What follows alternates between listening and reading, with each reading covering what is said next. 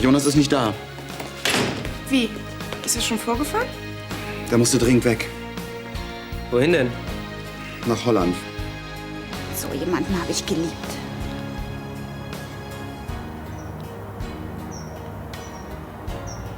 Aber jetzt bin ich froh, dass du tot bist. Christoph wird Caroline nicht das Ja-Wort geben können, wenn sie freigelassen wird. Er wird nämlich schon verheiratet sein. Und zwar mit mir.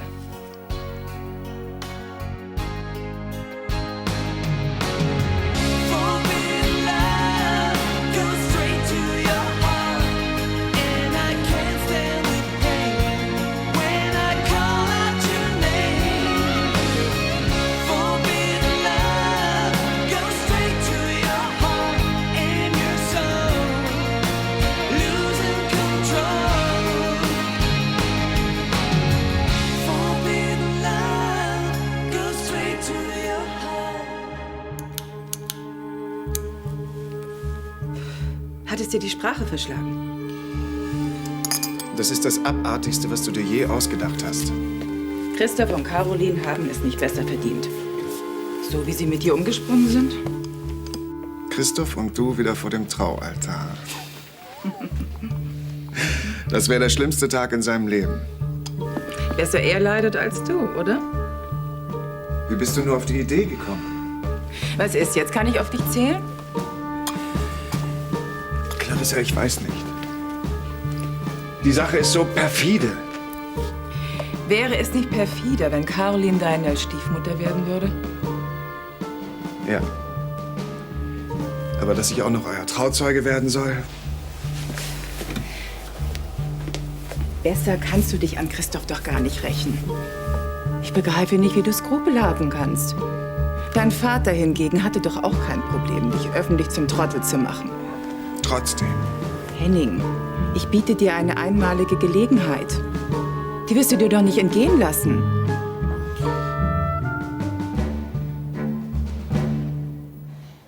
Marc, ich liebe Sebastian nicht mehr. Das hat sich aber eben ganz anders angehört. Du verstehst mich nicht. Nein, ich bin noch nicht taub, Isabel. Das ist alles. Und jetzt kannst du noch ein bisschen weiter trauern. Ich hasse ihn. Warum glaubst du mir das nicht? Weil ich das alles hier eben gesehen habe. Und erst recht gehört habe. Das ist alles nicht so einfach für mich. Kannst du das nicht verstehen? Nein! Nach all dem, was dieser Kerl dir angetan hat, soll ich noch Verständnis für dich haben?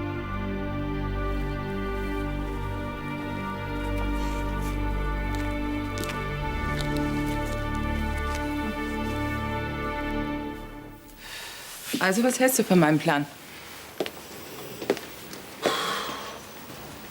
Soll ich wirklich so weit gehen? Wäre es dir lieber, zum Gespött der ganzen Stadt zu werden? Dann freu dich schon mal auf die Schlagzeilen. Wenn das geschieht, nimmt dich doch hier keiner mehr ernst. Henning, du darfst dir das nicht gefallen lassen. Gibt's denn keine andere Möglichkeit? Um Christophs Heirat mit Caroline zu verhindern? Nur wenn ich ihn zwinge, mich zu heiraten. Also gut. Ich bin dabei.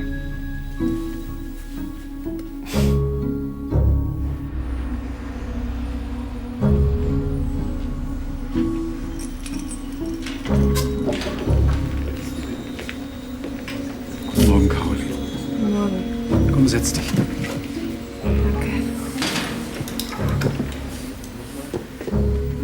Hast du nicht gut geschlafen? Doch, es ging schon. Und was ist mit dem Baby? Soweit alles in Ordnung. Caroline, irgendetwas ist doch passiert. Hol mich hier raus, Christoph. Bitte hol mich hier raus.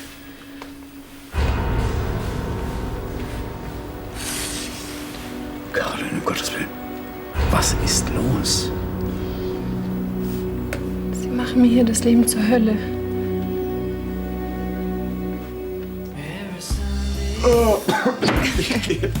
Und du willst wirklich nicht mit zum Frühstücken? Ich habe keine Lust auf andere Leute. Aber neue Milch könnt ihr mitbringen, okay? Okay. Tschüss. Hi. Na? Hey, du lebst ja noch. Ja, einen echten Seemann kann ihm nichts umbringen, ne?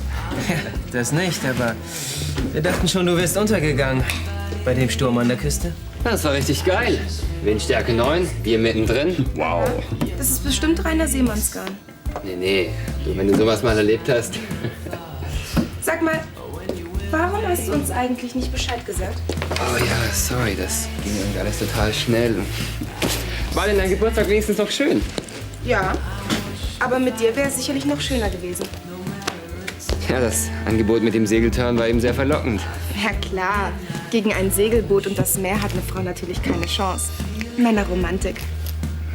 Naja. Die Jacke kannst du direkt anlassen. Ja, du kommst doch mit uns frühstücken, oder? Ja, ich komm später bestimmt nach. Ach na los, wir wollen doch wissen, wie es war. Ja, aber ich muss erst noch das Ölzeug waschen, das ist voller Salz.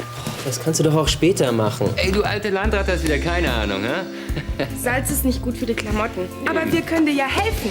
Und dann gehen wir frühstücken. Mach ich selbst, okay? Wollen wir? Sofort. Gut. Als ob ich es mir ausgesucht hätte, Sebastians Beerdigung zu organisieren. Das ist ein Missverständnis, Isabel. Wenn du das einfach mal in Ruhe mit Marc besprichst. Ach, das ist doch sinnlos. Du hast doch gesehen, wie er reagiert hat. Aber er ist deinetwegen zum Friedhof gekommen. Aber er versteht mich nicht. Er kann im Moment einfach nicht begreifen, dass du mit Sebastian abschließen musst. Jetzt denkt er wahrscheinlich, ich würde um ihn trauern. Wenn ich an seiner Stelle wäre, ich würde wahrscheinlich das Gleiche denken.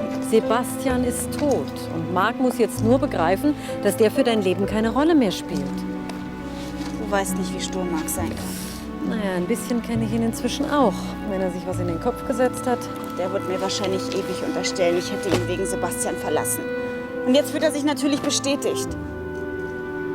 Ach, Charlie, ich hatte so gehofft, dass das mit Marc wieder in Ordnung kommt.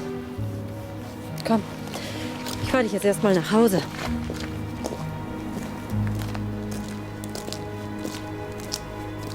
Und was hättest du gemacht, wenn Gabriela in deine Tasche gegangen wäre?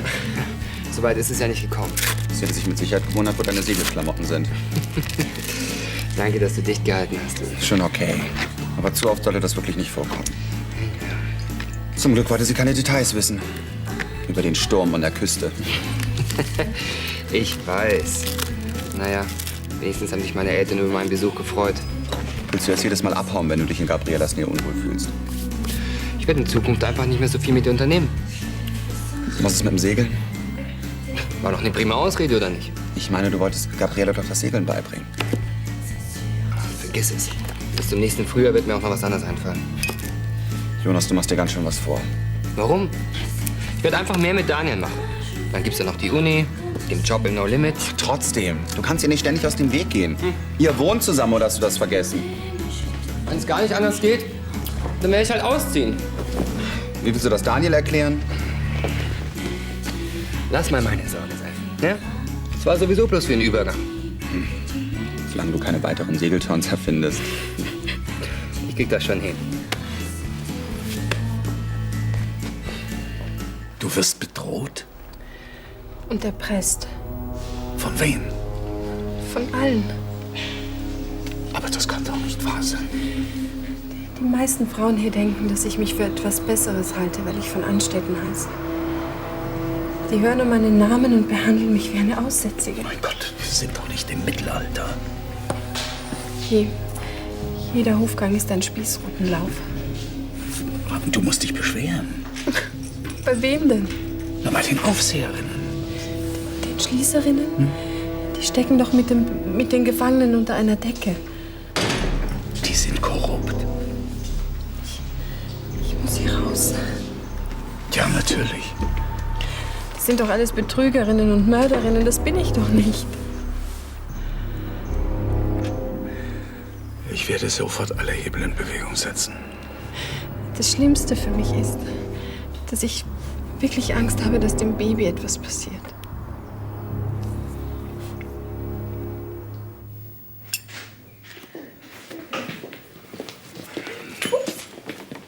Ich dachte, du wolltest nachkommen. Für deinen Wagen. Oh, wow. Hey, alle Achtung, Mann. Normalerweise muss man die Sachen vorbestellen. Naja, Beziehungen. War die Verkäuferin denn wenigstens hübsch? Internet. Ich dachte mir, wir checken deine Karre mal wieder so richtig durch.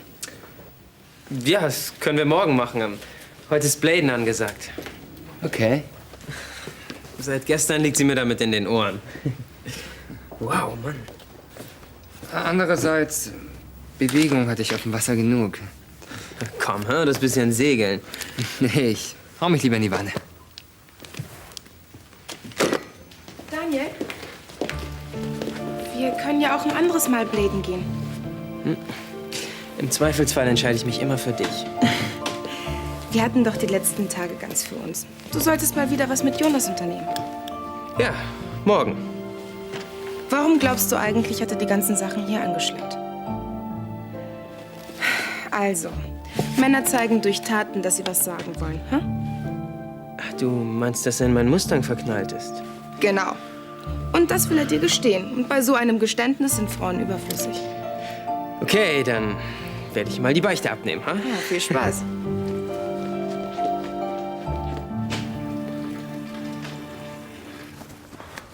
Sag mal, geht's vielleicht noch langsamer? Wenn du nicht hinterherkommst, dann nimm das Auto.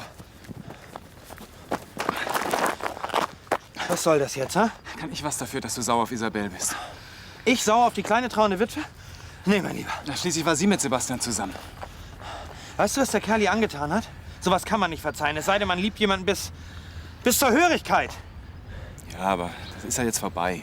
Der Typ wollte sie umbringen, Simon. Und sie steht an seinem Grab und heult. Ja, aber sein Tod, das ist doch noch mal eine ganz andere Nummer. Ich meine, wenn du jemanden den Tod herbeiwünschst und dann passiert das tatsächlich. Ich meinst du nicht auch, dass du dann ziemlich fertig bist? Isabel hat mit Sebastians Grab gesprochen, gesagt, dass sie ihn liebt. Also, für mich hört sich das eher so an, als wollte sie einen Schlussstrich unter dieses Kapitel Sebastian ziehen. Du hast aber nicht gesehen, was da abging. Ja, aber ich habe sie die letzten Tage getröstet, weil sonst niemand macht. Richtig. Und genauso wird es auch bleiben, denn sie hängt ja immer noch an ihrem Sebastian. Das glaube ich nicht. Simon, würdest du auf die Beerdigung deines Todfeindes gehen? Du warst doch auch da. Ja, verdammt nochmal. Wegen ihr und nicht wegen ihm. Ob du es jetzt hören willst oder nicht, aber auch zwischen den beiden wird es ein paar schöne Momente gegeben haben. Und denen trauert sie halt nach. Weißt du, wenn der viele Sauerstoff beim Joggen dein Hirn vernebelt, dann solltest du dir ein anderes Hobby suchen. Häkeln zum Beispiel. Das ist zu gefährlich. Ich brech mir immer die Finger dabei. Komm, noch ein paar Monate und dann ist sie drüber weg. Isabel kommt nie von ihrem Sebastian los. Niemals.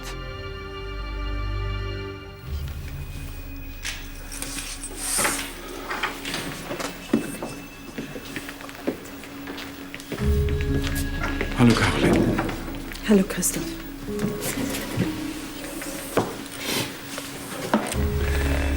Ich habe gute Neuigkeiten für dich.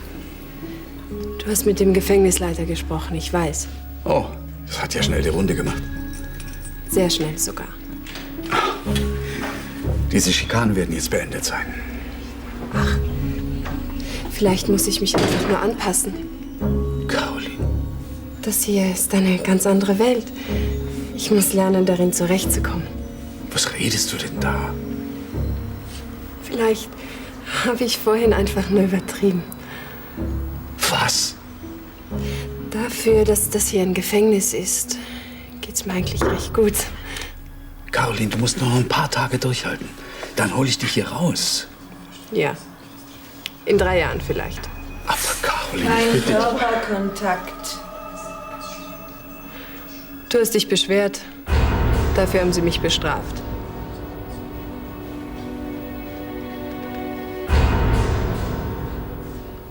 Und? Wie sieht's aus? Gut.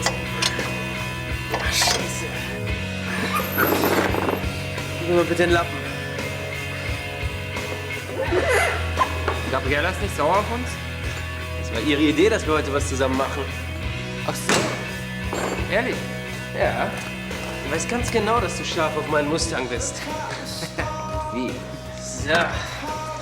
Wollen wir den Kleinen mal wieder auf seine Füße stellen, was? Ja, aber vorsichtig, es hat eben schon geknackt. Mein Mustang. Mein Mustang knackt nicht. Dann müssen es wohl deine Gelenke gewesen sein. Meine Gelenke. Ah, weiß schon, knacken nicht. Ja, für gewöhnlich jedenfalls nicht. So. Okay, langsam. Ja, siehst du, war doch der Mustang.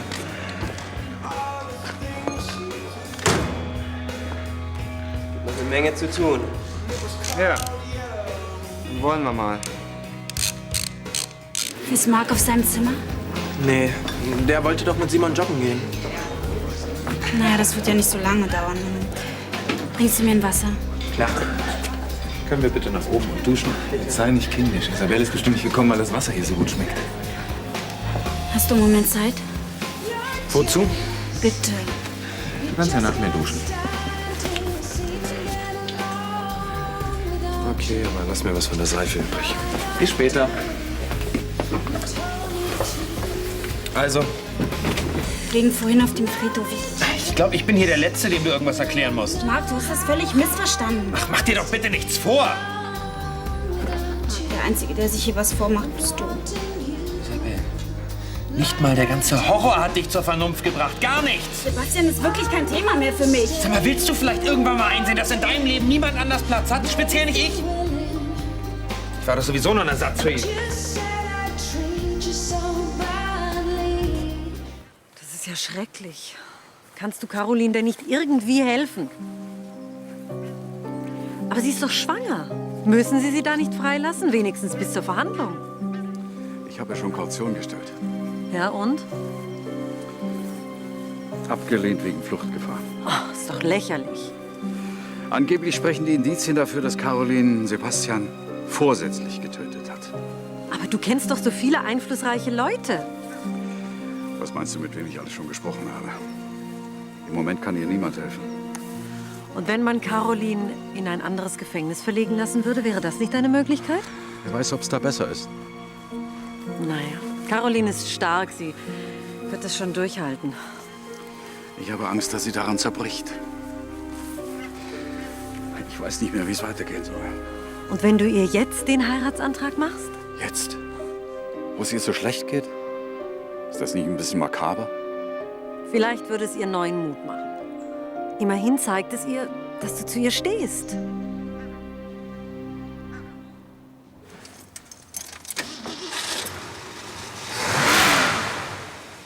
Na, wer sagt's denn? Klingt gut. Schön rund. Tja, wenn man heilende Hände hat. Du solltest Heiligenbildchen von dir drucken lassen. Hab ich doch schon. Warte. Hä? Ach so, die.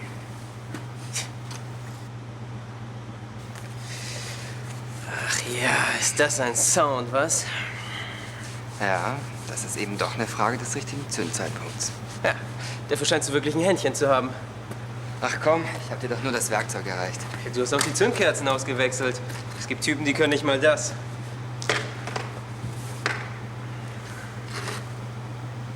Was ist? Hab ich Kühe auf dem Kopf oder was? Nein, nein. Was glotzt denn dann so komisch? Ich hab da mal eine ganz spezielle Frage. Okay.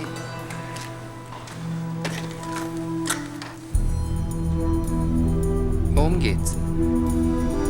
Um Gabriella. Und um dich und mich.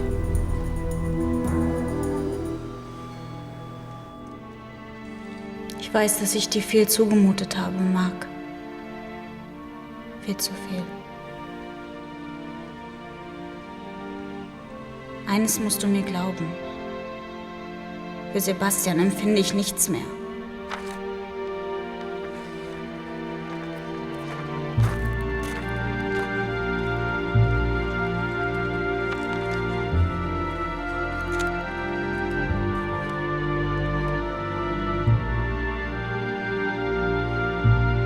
Du hast recht. Ich habe ihn geliebt, aber das ist vorbei.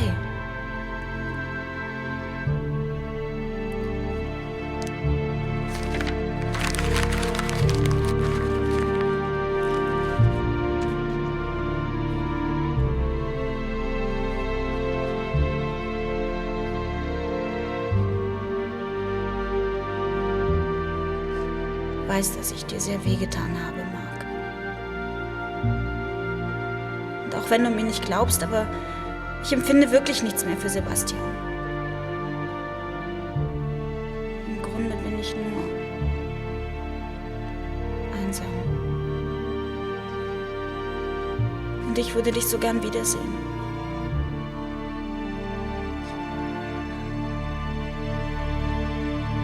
Trotzdem, ich möchte, dass Sie es noch mal versuchen. Ja, danke, wiederhören. Entschuldigung, Was gibt's denn, Christian? Besuch für Sie.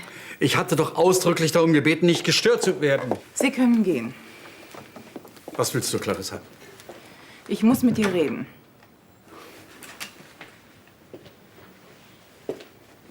Fasse dich kurz. Deiner Schwiegertochter geht es nicht sehr gut. Wie scharfsinnig. Es muss die reinste Hölle sein zwischen all den anderen Kriminellen. Verschwinde. Ich bin die Einzige, die euch noch helfen kann. Willst du jemanden bestechen? Ich bin die Augenzeugin. Augenzeugin? Wovon? Ich habe das Gerangel zwischen Caroline und diesem Leutnant beobachtet. Damals im Park.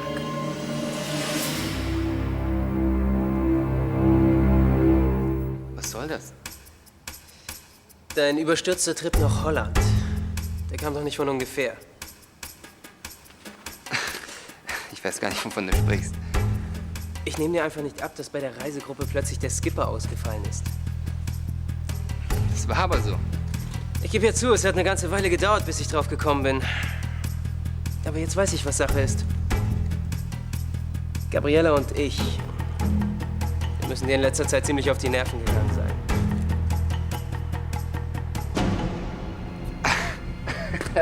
Ach, wie kommst du denn darauf? Ihr seid mir nicht auf die Nerven gegangen. Ach, komm, ha? Wir haben dich oft genug als Beziehungsdoktor missbraucht. Wir sind Freunde doch da, oder nicht? Ja? Ja, aber wir hatten schon mehr als eine Sitzung bei dir. Das ist doch in Ordnung. Ja, für dich vielleicht. Ah, umgekehrt war es doch auch so, dass du mich aus der Scheiße rausgeholt hast, ja? Und immer zu mir gestanden hast. Ja, schon. Hey, dann verstehe ich aber nicht, warum du so einen warmen Brei redest. Ich wollte es halt nur mal angesprochen haben. Gut. Ja, Gabriella und ich, sie auf jeden Fall sehr dankbar. Hey. Okay, es reicht, ja?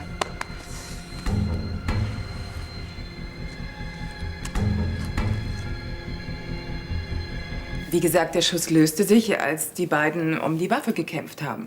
Aber warum bist du nicht gleich zur Polizei gegangen? Du hättest Caroline die ganzen Qualen erspart.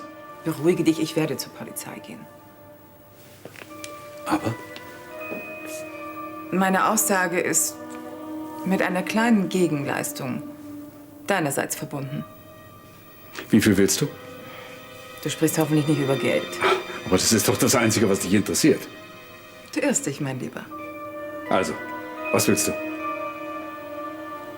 Nur eine Kleinigkeit. Hm? Ich möchte, dass du mich heiratest.